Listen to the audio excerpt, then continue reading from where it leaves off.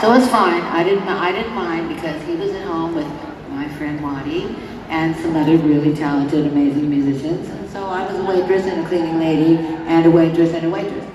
And it was okay because it got me out of the dark, dank house with all these guys for a little while every day. And I was able to support us, me, Lindsay, and our friend Richard, who was an instrument. So, this was a good time in my life when I remember it now. Not so much at the point when it was happening. I think that stories sometimes are much more fun to tell later than they were to actually live. But this particular story leads up to the fact that we were so poor. Our car, my Toyota, had no reverse.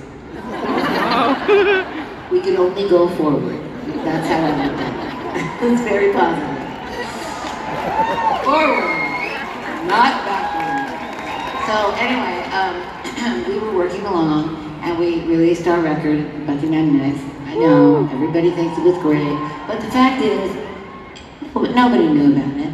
And I was still a waitress and clean lady. So it really wasn't affecting me, and even though we all thought that we made the best record possible, it wasn't really like, buying us all a new house.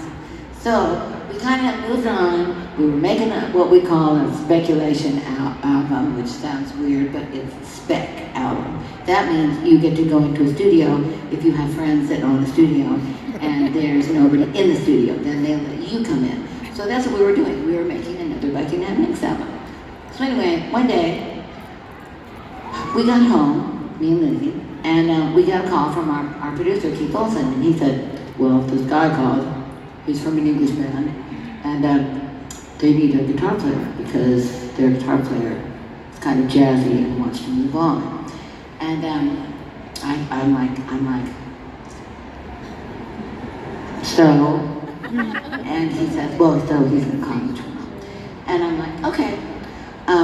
And he goes, and I said, is there anything you want to tell me about this? And he goes, well, they already have a girl.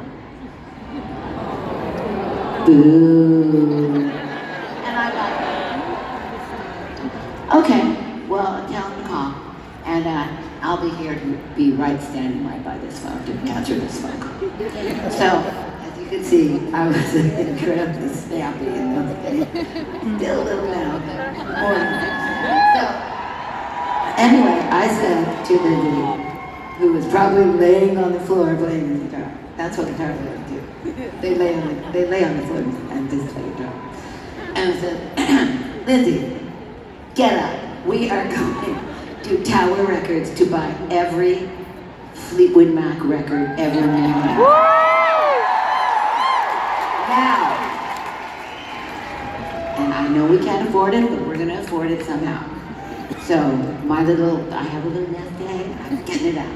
We're going to go and we're going to listen to every single record back to front and see what this band is all about. And he's like, oh, okay. So we go up and down every single thing in the place we love the most, Tower Records, which is no longer there. And so we're looking, and they've made a lot of records, this band, so we're like, oh. So we get them, we carry them all home, and we sit on the floor and we listen to all these records. And I said, I think we can add something to this band.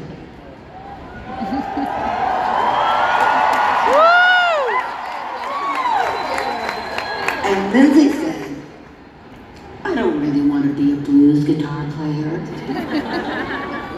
And I said, I don't really want to be a cleaning lady.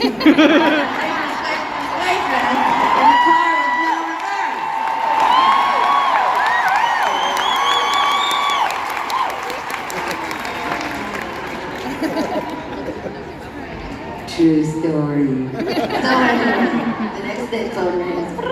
I answer, hello. And this voice, golden voices. Hello, darling. No, he didn't really. He said, hello, this is McFleetwood. And I'm like, hello, this is Stevie. And he begins a little quick story. He says, well, we were wondering if you and Lindsay, which is what he still calls him to this day.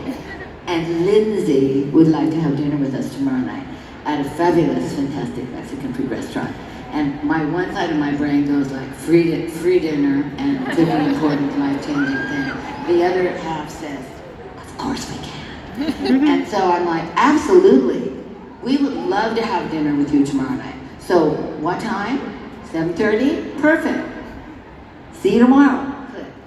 I say to Lindsay, we're having dinner with Fleetwood Mac tomorrow at 7:30. And he says, you know, I really don't want to be.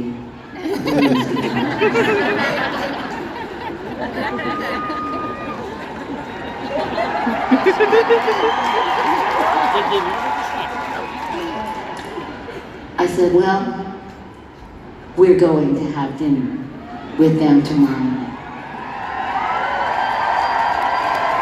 And so we did. And this is the most fun part. So we go there in our Toyota, which we can't find a parking place. So we're parked a mile away.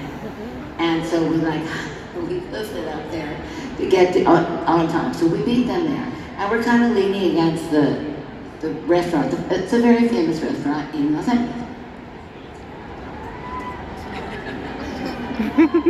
Up comes these two Cadillacs, and they're white.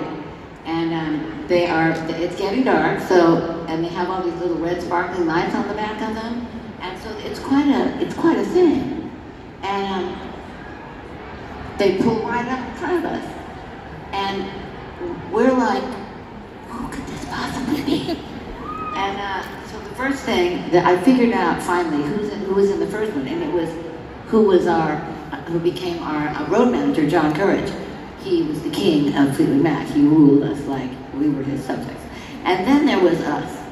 So he went to the second car, and so first of all, Christine McVie gets out, and she looks glorious.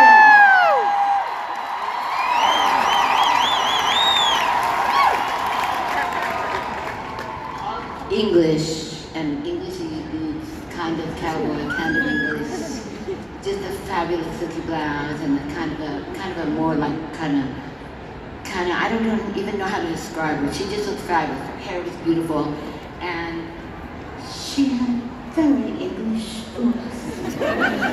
And she said, as she walked by me, she said, "Hello, darling," and I'm like, and then John McVie gets out, and he looks great too. He's in his cutoffs and his tennies and a Hawaiian shirt. And he said to me not that long after we joined, he said, "I bring two things to this band. I'm a great bass player, and I have a set of great legs." He did. And he did have a set of great legs. And I was like, okay, I can. That's good, and that's what he wore the entire time up till now. And so anyway, then the coup de grace, ladies, the coup de grace. Mick Fleetwood gets out, and he is 6'5", but in a small, English heel, 6'7", and he is in a full-on three-piece English suit. Fob watch, 24 karat gold, I'm pretty sure. His hair is down to here, it's kind of flying in the wind, and he's just simply drop dead gorgeous.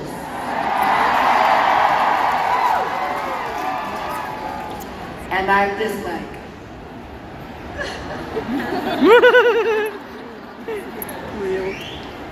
so we go in and we sit down, and I don't know that the band has been told that if Chris doesn't like me, then the whole thing's off the table.